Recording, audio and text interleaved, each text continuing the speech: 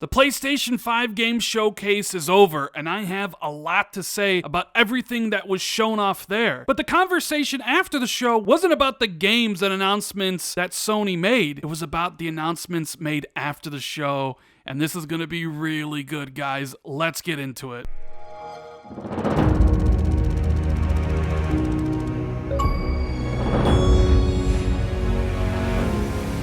What is going on, everybody? It's Randall Thor19, the man with the million, back again with another video. Hope everyone's having a great day, and if you guys could do me a huge favor, make sure you hit the like and subscribe button. I would greatly appreciate it. Oh boy, is this going to be a fun video. So I just got done watching the entire PS5 game showcase, which presumably is the last one we will get before the console launches this fall. And I have to say, it was really good. I thought it was better than the June showcase. It had a lot less lull moments, a lot less focus on indie titles, which I don't really have a problem with, but a lot of people do. And yes, we actually got some gameplay demonstration, which was lacking in not only the June PlayStation 5 showcase, but also Xbox's May and July game showcase. So I appreciate Sony for doing that. However, the talk isn't about the games. It isn't about the fact that God of War was revealed at the end. Oh no. All the talk is about what was revealed after the show, the stuff that Sony didn't want anybody to know, and the stuff that is probably making a few fanboys delete some videos and some tweets talking about true next-gen exclusives and all that. But I'm going to give a rundown of each individual thing here and then kind of give an overall picture. The show started with Final Fantasy 16. It is a timed exclusive for the PlayStation 5, might be coming to the PC, maybe coming to Xbox later. Nobody really knows if it's timed or if it's permanent. There's a lot of weird wording here. Sony's messaging has not been very good with this game showcase, as we will discuss. But I thought it looked okay. I didn't think it looked spectacular, although the fighting combat system was very reminiscent of Final Fantasy 15.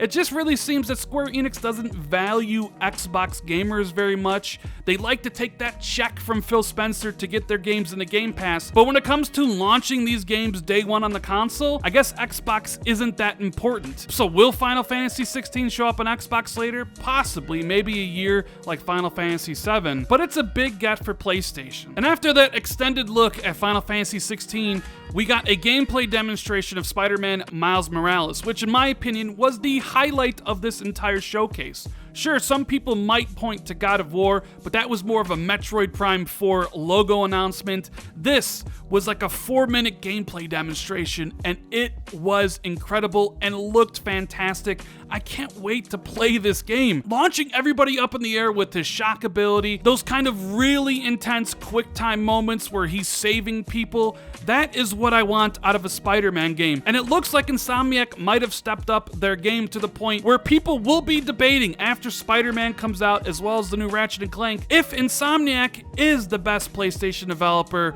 next to Naughty Dog and Sony Santa Monica. That is a legit discussion we could have. But oh boy, this is where the fun begins, because this entire year I have heard nothing but people say that cross-gen holds games back. Halo Infinite is being held back by the Xbox One. Microsoft doesn't really value generations. Sony believes in them. Sony believes in true exclusives, etc., etc. All the diarrhea that spills out of these ridiculous toxic fanboys' mouths every single day on social media. Well, those same guys got a huge dose of reality today, because after the show, it was announced that Spider-Man Miles Morales was not only coming to the PlayStation 5, but it was also coming to the PlayStation 4.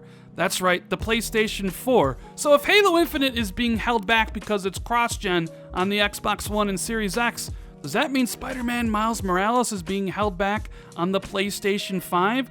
Does this mean I can say, what is the reason to own a PlayStation 5? Because Spider-Man is now on the PlayStation 4.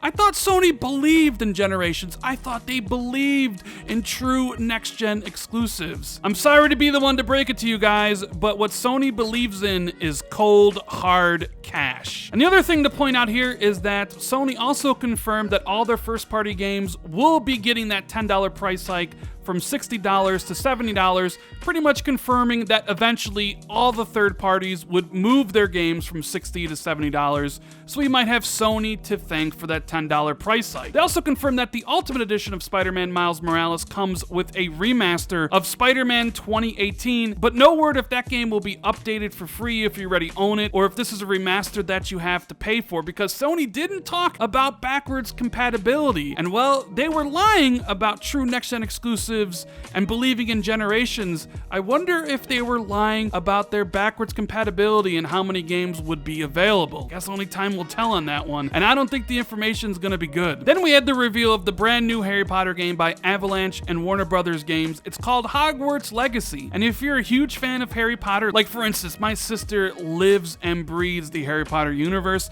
although she's not much of a gamer.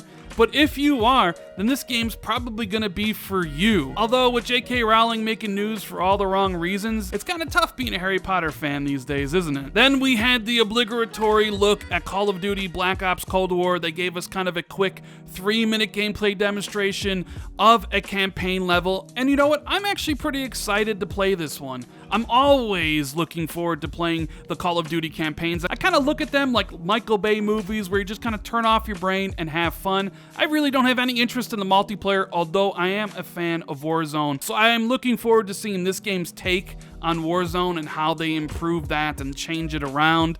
And of course, the PlayStation advantage being that you can actually start playing the multiplayer beta for free, I think this weekend or maybe next weekend. I'm not really sure on that. Then we had a new trailer for Resident Evil 8. Sony and Capcom also showed this off in June, but we didn't really get a lot of new information here. It wasn't really like a gameplay demonstration, so I didn't really get excited to see it again like I did the first time, although I am ridiculously excited for Resident Evil 8 because I loved Resident Evil 7 and I love that first-person perspective. Can't wait to play that in 2021. And then we got another look at Deathloop. Sony obviously bought the timed exclusivity from Bethesda. I think that game looks incredible. I can't wait to play it. I really kind of dig the Hitman-esque nature of the game. You're stuck in a time loop and you're kind of repeating things over and over, getting better at it. The gunplay looks tight and it seems like you have the powers from the Dishonored universe. So I'm really excited to play this game. Then for some reason we had a trailer for Devil May Cry 5 Special Edition,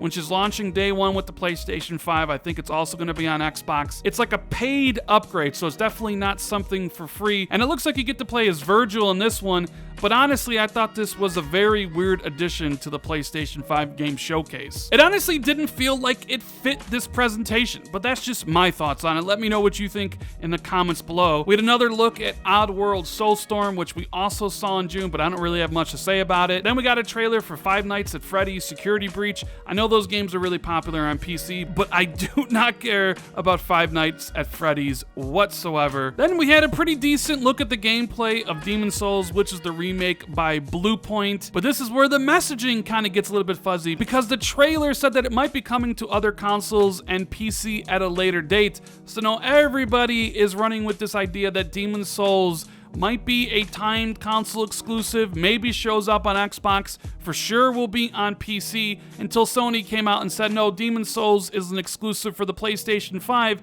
But the problem with all this, the problem with their marketing and messaging in general, is that nobody believes them anymore. Because not only is Spider-Man Miles Morales on the PlayStation 4, so is Sackboy, and the big one, Horizon Forbidden West. Yes, the sequel to Horizon Zero Dawn is also a cross-gen game. So when you have Sony out there talking about believing in generations and true next-gen exclusives and all that, and then you have a trailer that says Demon's Souls is going to be on PC only to come out and say later that that wasn't true and it was a mistake, nobody's going to believe you anymore because you've already pulled the rug out from underneath them.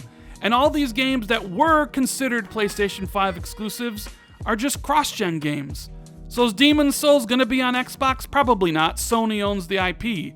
But will it come to PC one day? Yeah, 100% it will be. Whether it's a year from now or 2 years from now, the cat's out of the bag. and nobody really believes what Sony's saying anymore on this stuff. Then we had like a 10-second ad for Fortnite, which is coming to the PlayStation 5, and I know why it's there. Fortnite's one of the biggest games in the world. Sony just invested $250 million on Epic. Of course, it will get a spot. Then we had a trailer for something new coming to PlayStation Plus called the PlayStation Plus Collection. It's like an instant game collection where if you're subscribed to PlayStation Plus, you get access to a whole bunch of games at the launch of the PlayStation 5, like God of War and Detroit Become Human and Final Fantasy 15. I don't think this is Sony's way of competing with Game Pass. That's kind of ridiculous, as PlayStation Now already does this. I think this is a way of Sony trying to get more people into PlayStation Plus, because whenever you do buy the PlayStation 5, there's not that many games you're going to buy with the system. And if backwards compatibility works or doesn't work, who really knows with Sony's messaging? This is their way of giving users a collection of games you can play on the PlayStation 5, and also getting those gamers into a subscription service. Then we had the reveal of the price and release date. The PlayStation 5 Digital Edition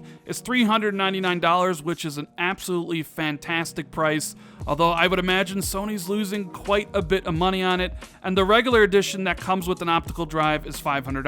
So for those of you who love your physical discs, what do you think about the fact that Sony is making you pay $100 more for that privilege? Are you pissed off? Let me know what you think in the comments below. And when is the system coming out? Well, it's coming out November 12th in the US, Japan, Canada, Mexico, Australia, New Zealand, and South Korea, and November 19th, the rest of the world. And pre-orders are kind of opening up, but they're not really announced. You can go to some GameStop stores and pre-order it. Walmart had pre-orders open, but Amazon doesn't. And it's kind of funny considering Sony said that they would give gamers advance notice. And here we go. The game showcase ends, and suddenly pre-orders are kind of up, but not really. After that, Jim Ryan spoke directly to PlayStation Nation and said, there's one more thing.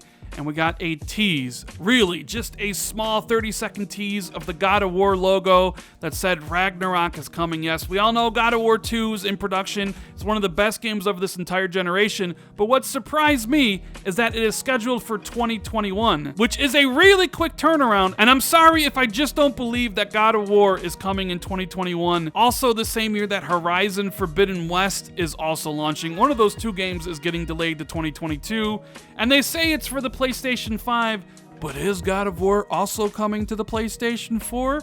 You don't know. The fact that Horizon and Sackboy and Spiderman Miles Morales are all cross-gen games have people not believing anything Sony is saying anymore. So yeah, God of War might come to the PlayStation 4. Maybe Ratchet & Clank does as well. Maybe Gran Turismo 7 does too. Who knows at this point, right? Sony seems to be following almost the exact blueprint that Microsoft got a lot of crap for. Microsoft said, hey, we're putting our games on PC and we're going to be cross-gen for maybe the first couple years with Halo Infinite launching on Xbox One, but everything else that's coming in 2022 and beyond, like Fable and all that stuff, are going to be next-gen only. And PlayStation fans loved the idea that Sony was doing next-gen exclusives and all that, but now they seem to be a little upset. They seem to be saying the same things they used to be saying about Xbox. What is the reason to buy a PlayStation 5? The only game that's really truly exclusive is Demon's Souls, and who knows, that game might actually come to the PC. And if you aren't really interested in Demon's Souls,